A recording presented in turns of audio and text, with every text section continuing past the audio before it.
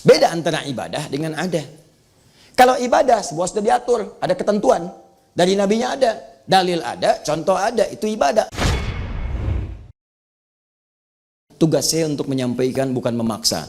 Nabi aja ketika berdakwah turun ayat fadzakir innama anta mudzakir lasta alaihim bimusaitir. Muhammad ingatkan, tugas kamu ngingatin orang, bukan maksa orang. Seorang Nabi Muhammad manusia paling takwa, surga terjamin, sangat dekat dengan Allah, luar biasa. Tugasnya hanya mengingatkan, bukan maksa. Saya di hidayat, Nabi bukan, Rasul bukan, surga belum jelas, amalan berantakan, hisab menegangkan. Kemudian di pagi ini pengen maksa Anda, saya siapa? Saya masih sehat. Ya. Yuk dalil. Ini kita bagi dua. Ini yang mengerjakan, ini kemudian yang tidak mengerjakan. Nah. Ada yang menolak, kemudian ada juga yang mempraktikkan. Baik, kita mulai dari yang menolak, mengatakan pertama, ini terkesan ibadah nih. Ya, jadi menilai perbuatan itu sebagai ibadah. Kalau ibadah, mesti ada contoh. Nggak boleh dibuat-buat. Karena sesuatu yang dibuat-buat dalam ibadah, itu bisa melahirkan yang disebut dengan bid'ah. Kalau sudah bid'ah, itu bisa dolalah. Kalau sudah dolalah, itu bisa finnar. Di antara dalilnya, turunkan misalnya hadis riwayat Abu Daud, nomor hadis 4301, 4301. Baik, mari kita lihat pelan-pelan misalnya. Fa inna asdaqal hadithi kitabullah wa khairu hadi hadi Muhammadin sallallahu alaihi wasallam. Ayyakum muhdatsatil qaul. Awas, fa inna kulla muhdatsatin bid'ah wa kullu bid'atin dhalalah. Sampai situ sebetulnya. Ada beberapa riwayat menambahkan, ada yang mengatakan ini syarah penjelasan saja, wa kullu dhalalatin finnar, wa kullu dhalalatin finnar. Jadi setiap yang tersesat berpeluang masuk neraka. Bagian terakhir ini sebetulnya bukan bagian dari inti hadisnya. Hanya beberapa mengatakan ini ada tambahan, ini ada tafsir masuk ke situ. Persis seperti kalimat Ibnu Adam, idza mata Ibnu Adam, padahal di hadisnya bukan Ibnu Adam, di hadisnya insan, idza mata al-insan atau idza mata al-abdu. Demikian di hadis riwayat Muslim 9 lafaz.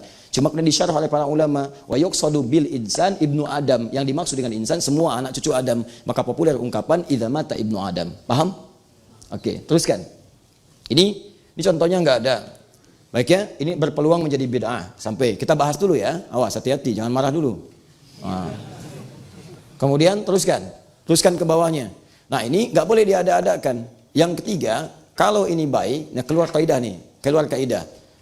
Kalau ini baik, tentu orang dulu sudah mengerjakan sebelumnya. Pernah dengar ungkapan ini?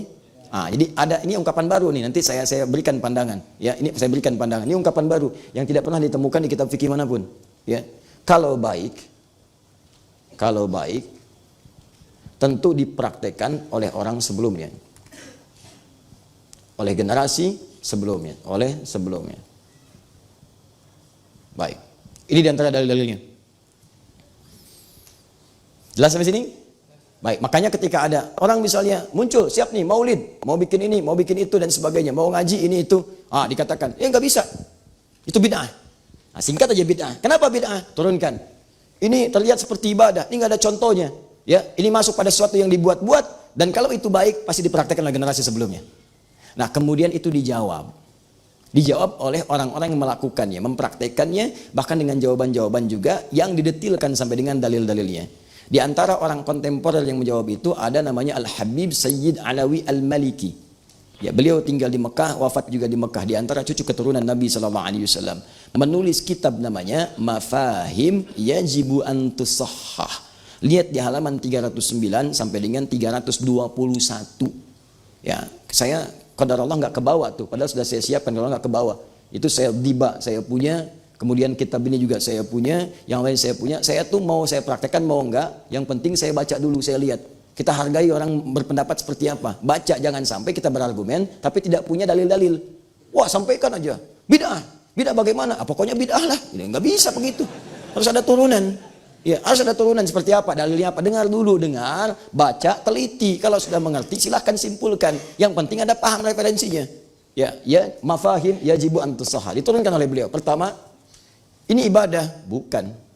Siapa yang bilang ibadah? Kata beliau ini bukan ibadah, ini adah, al-adatu. Beda antara ibadah dengan adah. Kalau ibadah, semua sudah diatur, ada ketentuan. Dari nabinya ada, dalil ada, contoh ada, itu ibadah. Sholat ibadah, dalil ada, contoh ada, dipraktikkan.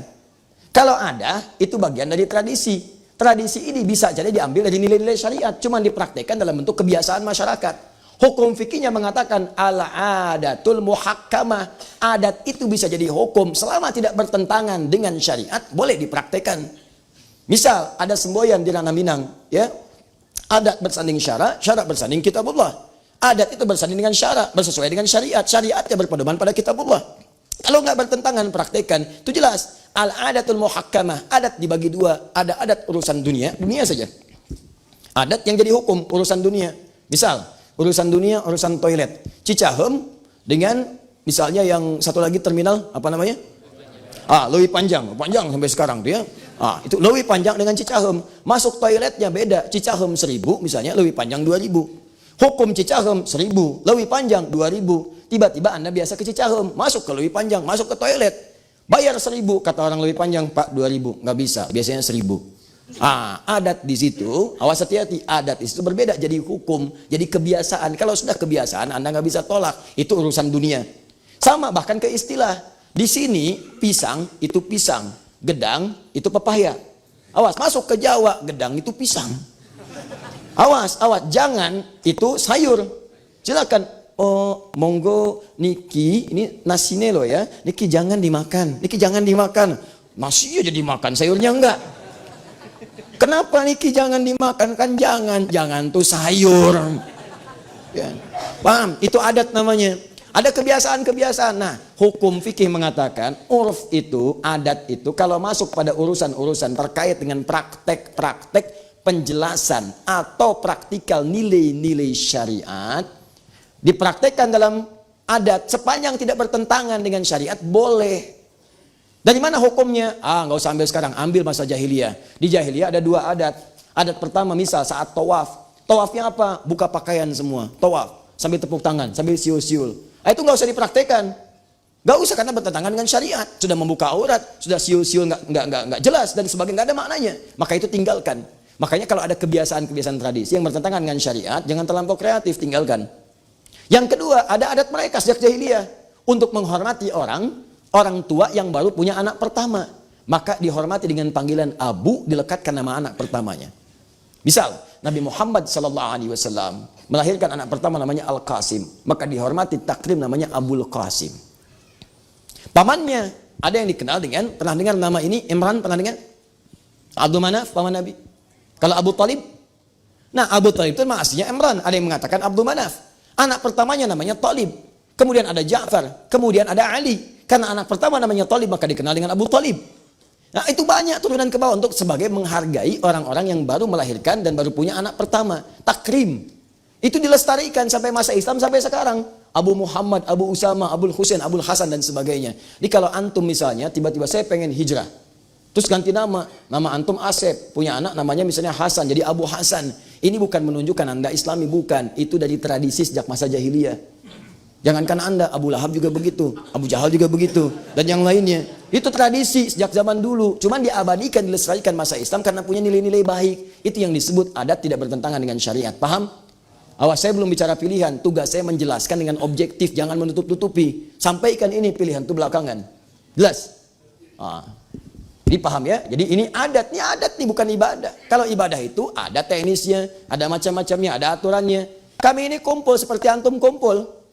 Antum kumpul itu pengajian yang dibahas Nabi, kami juga pengajian yang dibahas ini. Yang dibahas ini kumpulannya seperti ini. Kita cuma tradisinya seperti antum tradisi.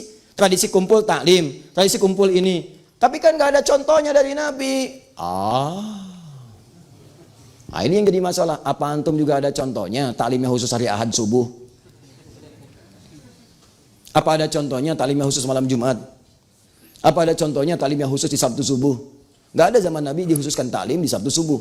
Nggak ada zaman Nabi dikhususkan taklim di Ahad subuh. Tapi kan ini, tapi kan itu, tapi ya, itu kan tapi. Semua persoalan butuh dalil. Perhatikan baik-baik. Kalau urusan ibadah itu telah kita bahas. Ada dalil, ada contoh. Ada dalil, contoh sementara.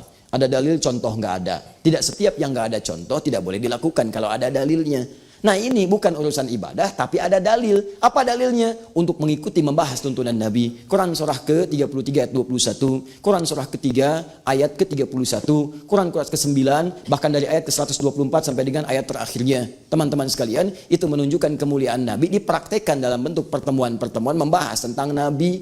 Isinya ada yang taklim, isinya ada yang pujian, isinya ada yang doa. Sama dengan antum kumpul bahas sirah, yang dibahas tentang Nabi, yang dibahas kehidupan Nabi, istri Nabi dan sebagainya. Cuma waktunya kemudian ditetapkan oleh mereka. Kapan waktunya? Yang paling afdol pas bersamaan dengan lahirnya. Kenapa bersamaan dengan itu? Karena orang mulai ingat, banyak ingat. Kalau banyak ingat, banyak mudah menghadirkan nilai-nilainya.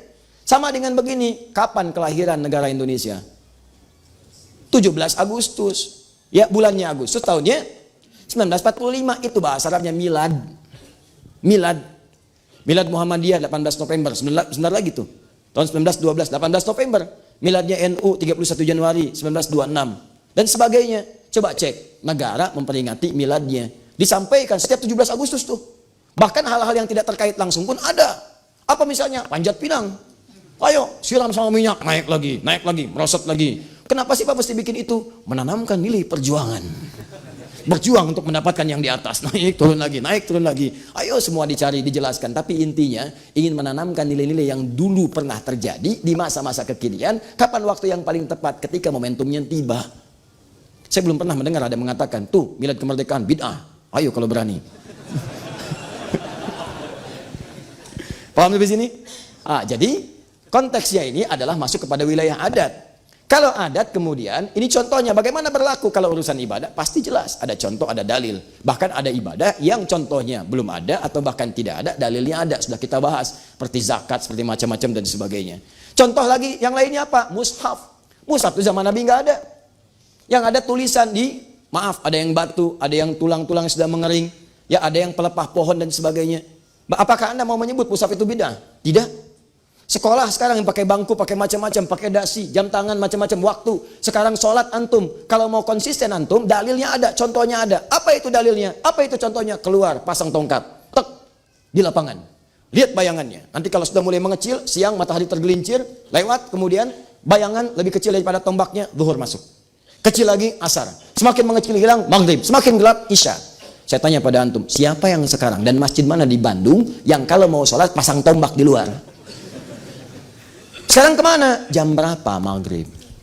Jam berapa kemudian isya? Jam berapa zuhur? Saya mau tanya, tunjukkan pada saya satu hadis saja tentang jam di zaman Nabi. Sholatlah kalian ketika jam 5:45. Tunjukkan pada saya. Mana dalilnya? Kalian mengatakan harus ada dalil, mana dalilnya? Mana contohnya? Oh ini nggak bisa, ini kan kias, ini apa? Sama aja. Sama aja. Kenapa kalian mengunggulkan yang ini tapi menolak yang lain? Kenapa kalian mengagungkan yang ini tapi menafikan yang lain? Tapi ketika itu jadi kepentingan Anda kemudian bela mati-matian. Jangan seperti itu. Anda boleh tidak sepakat, tapi juga tidak harus kemudian menghadirkan Anda yang paling bagus. Awas apalagi sombong. Sombong itu bahaya. Jangan bersaing dengan tukang pancing. Tukang pancing lebih jagoan. 3 orang tukang pancing lomba kesombongan. Yang satu mengatakan, nih Pami Abi mancing ayeuna. Waduh, kalau saya mancing sekarang, saya lempar. Begitu saya lempar, langsung dimakan. Tuh. Yang satu mengatakan, pancing saya, baru dimasukin umpannya begini, ikannya udah nongol. Pak, mau mancing nggak? Yang 3 cuma diem aja. Kamu gimana? Saya itu, kalau mau mancing hari Sabtu, hari Jumat, ikan datang ke rumah ngetok. Punten Pak, dupe anjing jantan mancing. Sudahlah, nggak usah seperti itu, ya. Nggak ada ujungnya. Paham ya?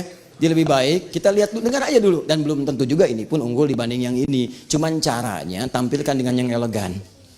Itu yang paling bagus. Caranya demikian. Ini jawab, ini dalil, pakai dalil. Dalil pakai itu biasalah. Biasa diskusi dalil itu pilihan terserah Anda. Ya jangan sampai perbedaan kita membuat kita sulit untuk minum teh bersama.